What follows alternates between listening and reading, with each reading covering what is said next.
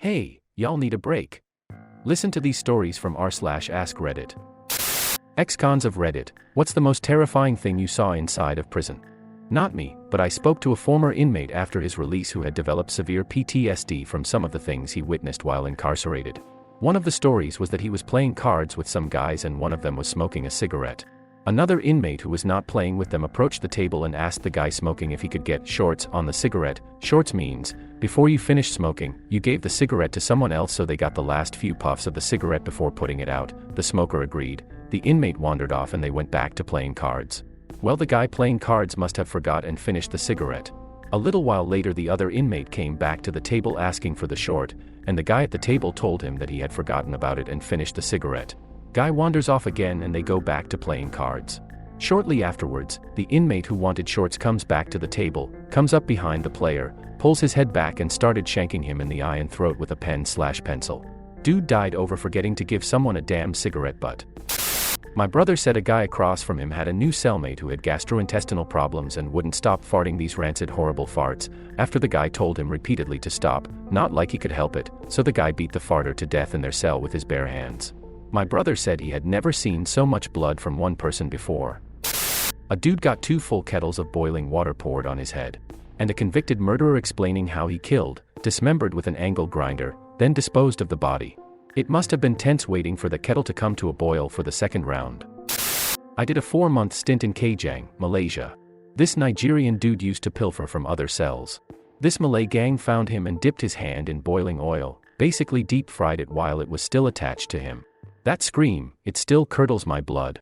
Poor guy was reduced to an unconscious pool of blood, sweat, tears, vomit, crap and piss. He lost more than his hand on that day. The violence was nothing compared to the people. The guy who taught me Scrabble beat his wife to death with a frying pan when she discovered his gambling debts. The guy who taught me poker tied up his employer in his house, and when the boss refused to give him the combo to his safe, the guy just burned the house down with his boss tied inside. I worked out with a guy who was caught with 2 arms and 1 leg in his trunk. He was in an Asian gang, had just performed a hit and was bringing the evidence back to his people for proof when he was pulled over. His co-defendant was snitching, so he spent literally all of his time working out to kill the guy the second he got the chance. Before I got shipped to prison, these were all county jail, he finally got his shot and essentially ripped the guy's face off in the middle of a hallway in front of guards. It was a huge F-up on the cops' part, to the point where it was rumored it was the gang that paid to make sure the snitch died. You live with these people. Play cards, gamble, watch sports. If you're locked in your cell for a big game, you listen on your radios together and talk crap through the hatches in your doors. On Wednesdays your chicken quarter is gonna go towards a huge, homemade meal for whoever wanted to chip in, and it's gonna be made by the 22-year-old crip who's been charged with 9 separate murders and is seemingly the nicest person you'll ever meet. It's effing wild, nothing makes sense and everything's dangerous. You're in this together, but at the same time everyone has all sorts of rage just ready to blow. I had an aggravated assault with a deadly weapon, as well as a separate case of unlawful possession of a firearm. So I had the pleasure of going to max units. Interestingly enough, the threat of constant danger actually helped things stay calm the vast majority of the time. Everyone's a killer, no one wants to be killed type vibes. I got stabbed with a Dixon pencil, but that was from Richard Busby, Mr. Tie my boss up and burn him alive. It was over a gambling debt he owed me. He's old and weak. I ultimately took twice what he owed me, and we were back at the table playing poker together that same day. Google his name if you'd like. I believe he just had an appeal denied or some crap. New Jersey Department of Corrections.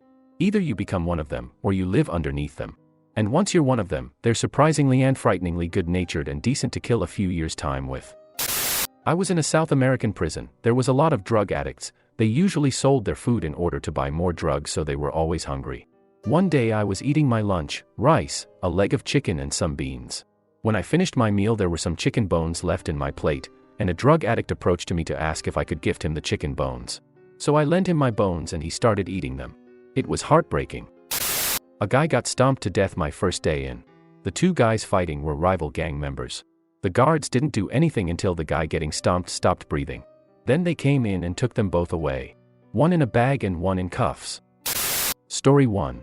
Was playing chess and heard thok. Turned around and a black dude, looked about 60, had a seizure while he was standing up, and fell onto the metal seat at our table. Blood was absolutely gushing out of this dude's head. I have a friend with epilepsy, so knew to put him in recovery position and keep away from his mouth. The corrections officers showed up and shackled/cuffed him while he was still seizing. As he convulsed, the cuffs were cutting into his wrists and ankles, very deeply. Started yelling at them, "What the F are y'all doing? Get a gurney and call 911. They told us to lock down on our bucks and shut the F up or we're going to seg. No one shut up. Can't take us all." They instead ushered the entire pod into our outdoor rec area, 30 by 15 enclosed room with a 4-inch slit, 10 feet up for fresh air, and kept us all out there. Watched this dude seize for another 15 minutes, blood in a pool all around him from his head, wrists, and ankles being mangled. They eventually took him out and I never saw him again. Almost certain he died. We stayed locked in the yard for 4 hours and were threatened to not discuss it. Story 2. In another unit in the same month, a guard suplexed a dude who had to weigh 110 pounds wet, for talking back to him. The guy broke his neck and died. You can find video of this online by searching WCDC body slam death. The guard was charged with manslaughter, not sure if he was convicted. Story 3. Was playing Scrabble waiting on the phone to open up. A dude was on the phone with his wife and kids and started losing his crap all of a sudden. He started yelling in the most guttural, heartbreaking way, "No, no, no, no."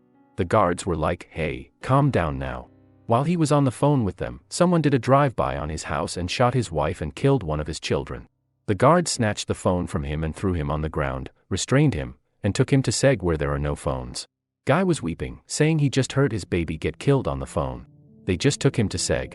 Never saw him again either. Dude in the cell next to mine tried to kill himself with a sharpened pencil.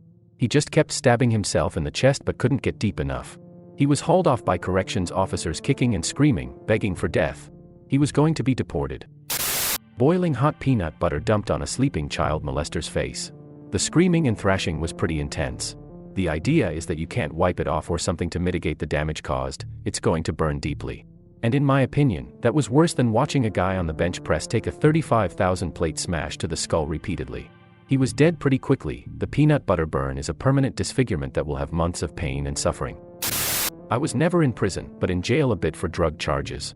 I was in my 30s, but my bunkie was a really nice 19-year-old kid in there for selling drugs. He seemed a bit over his head, but introduced me to the jits. I didn't know anyone, and we'd play cards and crap. He had a real high bond, and one day they said to get his crap, he got bail. He didn't know who, but I was so happy for him. The next morning the corrections officer told me he was shot and killed that night, being very respectful. Everyone liked the guy. It was confirmed on the evening news. Really effed me up, and I can guess who got him bailed. Just the way that some people talk about murder. Some of the people in there would be telling a story, casually drop the fact that they killed someone, then keep going on with the story like nothing happened.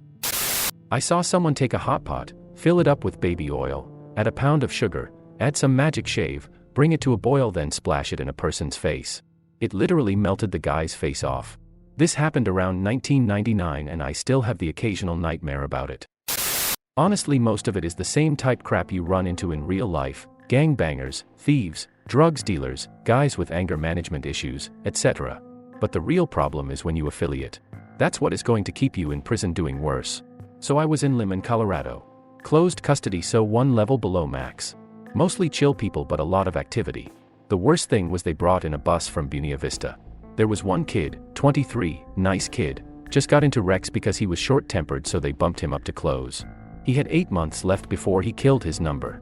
He's been in the pod 3 days when an older Pisa sees him and says he snitched on him when they were in Adams County.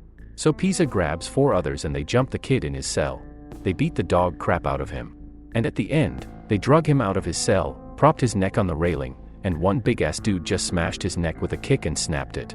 Flight for IFE comes, but it's not going to help. All the guys catch a murder charge. But the effed up part is the older Pisa yelled, "F you Commons," when his neck snapped. Kid's name wasn't Commons. It was like Garcia. The Pisa had mistaken the kid for someone else. 8 months left. Kid was arrested at 17, 23 years old when he died. Never even saw the outside of a facility as an adult and killed in a case of mistaken identity. Prison could pop off like that. I was sitting in TV room in the feds. The inmate phones in this particular institution are situated in little phone booths. No idea why, but on the move, a guy ran up in the housing unit and stabbed the guy 15 or so times in the booth. 3 in the face. Dude couldn't go anywhere. Slumped immediately. Second, 2 guys in the kitchen made a bet that one of them wouldn't go through the commercial dishwasher. Guy took the bet and went through. Came out the other side as one human-sized blister, 100% of his skin was blistered full of juice. He was airlifted out in a bubble-wrapped suit to hospital. I was fresh in at the time and working in the kitchen when this happened. But I wasn't in the dish room. The blood-curdling screaming as the dishwasher cycled on still gives me goosebumps 10 years later. And I can't unsee what a human covered in blisters looks like.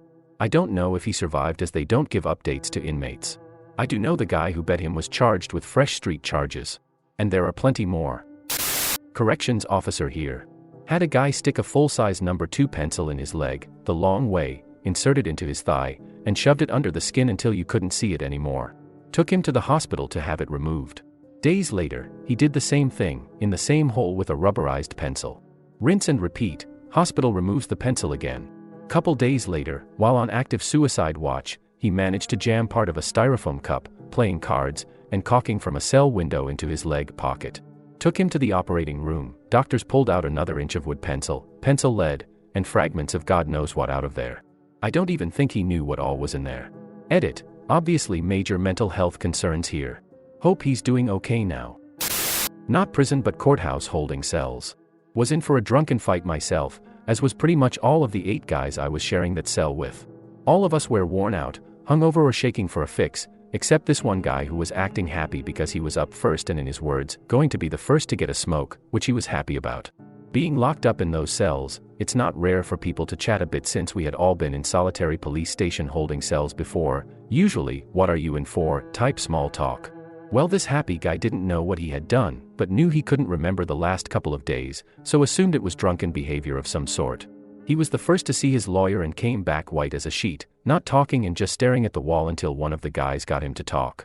Turned out he had got blind drunk with added Valium, found on him, got in a fight and lost, gone home and come back with a kitchen knife and a kettle full of sugar water, stabbed a random guy and thrown the kettle into the bar scalding multiple people, plus the guy he stabbed was in hospital in critical condition and he was up on multiple counts of assault with intent to injure, serious bodily harm, possession of a deadly weapon, possession of a controlled substance and attempted murder. He was not going to be first out for a smoke and was looking at a long prison sentence. Went from cock of the walk to hollow in all of 20 minutes. I'd seen a lot of crap, but I've never seen someone get the look of having lost their entire life like that. Brixton, A wing. Coming back from canteen, this scary-looking wild-eyed dude steps across and tells me to hand over my burn/tobacco. I laugh and say no and walk by, waiting for him to do something. Nothing happened. Few minutes later, same guy opened some poor lad's stomach with one slash and he was lying there trying to hold his intestines in. I saw the fear and panic on his face. The scary guy just casually walked away. No idea what happened to either of them. Alarms went off. Everyone back to their cells and locked up again. Be me, skinny white kid. Got back from my job in the canteen filling orders to everyone in my unit making, shapes with their hands. Didn't understand. Got to my cell, corrections officer unlocked it, and there's a massive black man loudly sleeping on the top bunk. Says, "Oh yeah. You got a new roommate," and slams the door shut.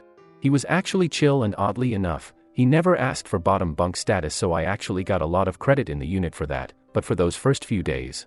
It turns out those shapes were people telling me how big my a-hole was going to be when he was done with me. First 2 months in. Also, being the front unit of the place and seeing all the ambulances come and go after code yellows and blues. In fact, just the code blues being called and everyone having to go back to their cell and knowing somebody is getting effed up enough to need an ambulance. Not terrifying exactly, but once a water main near the prison broke in the late afternoon, and the white shirt on duty, the senior administrative correctional officer, just kind of decided to believe that the problem would get fixed quickly enough that no emergency steps were needed. This was summertime in Florida, by the way. Within maybe 5 hours, the toilets were overflowing with feces, and people were literally crapping on newspapers on the ground like dogs. It was hot, flies were everywhere, and the only water we received before 10 a.m. the following morning was a single 4 ounces half cup. After the incident ended, a handful of inmates initiated the grievance process, which was the first step to build up to a lawsuit. Those inmates were individually brought before the head administrative white shirt, a colonel in Department of Corrections parlance, and told in no uncertain terms that if they proceeded with the legal process, they would be beaten to death, and the paperwork would reflect that they had died while attempting to kill a correctional officer. Thanks for watching. Like, subscribe and share your thoughts in the comments.